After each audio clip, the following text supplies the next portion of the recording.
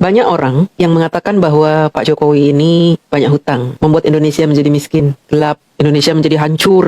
Nah, pendapat-pendapat ini memang sengaja dilontarkan oleh mereka untuk menutupi jejak-jejak baik Pak Jokowi buat bangsa Indonesia. Mereka sengaja menyebarkan itu. Pak Jokowi tukang utang, penipu, membuat Indonesia hancur-hancuran, membuat kita semua miskin, nggak bisa kerja, membuat harga barang-barang naik. Sementara mereka tidak pernah mengakui kinerja Bapak Jokowi, tidak pernah mengakui karya-karya Bapak Jokowi, bahkan mereka ingin menutup-nutupi hasil kerja keras Pak Jokowi selama memerintah Indonesia. Mereka ingin menutupi jejak-jejak baik Pak Jokowi. Bahkan mereka ingin meniadakan warisan berharga dari Pak Jokowi untuk bangsa ini. Bantu saya menyebarkan berita ini supaya upaya-upaya mereka untuk meniadakan prestasi Pak Jokowi gagal. Ketika menonton video-video hasil karya Pak Jokowi, saya selalu menangis. Kenapa? Karena kok ada sih pemimpin yang seperti beliau ini? Kok ada ya? Padahal kita selama lebih dari 40 tahun, kita disajikan sistem pemerintahan yang tidak pro rakyat,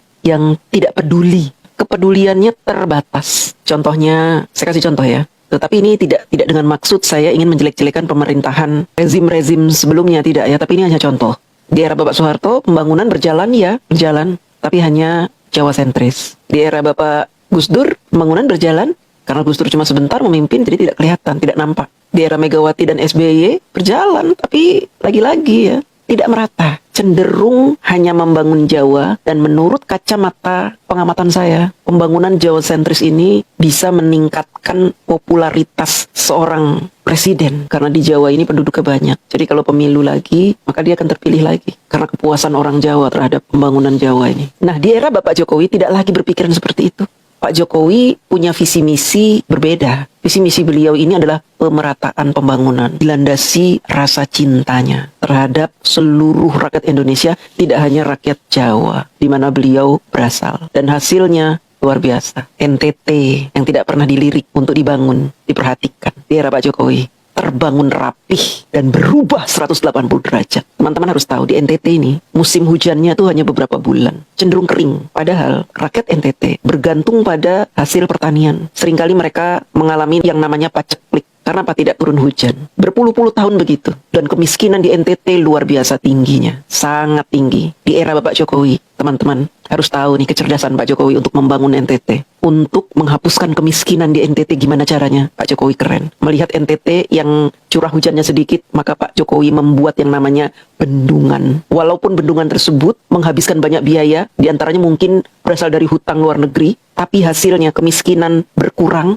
rakyat sejahtera, bisa bercocok tanam, air, bahan baku masyarakat NTT tersedia di bendungan tersebut yang dibangun oleh Pak Jokowi. Bahkan bendungan yang dibangun oleh Pak Jokowi bisa menghasilkan listrik. Luar biasa. Kita tonton ini. Pemerataan pembangunan selalu menjadi salah satu janji yang digaungkan oleh para calon pemimpin di negeri ini.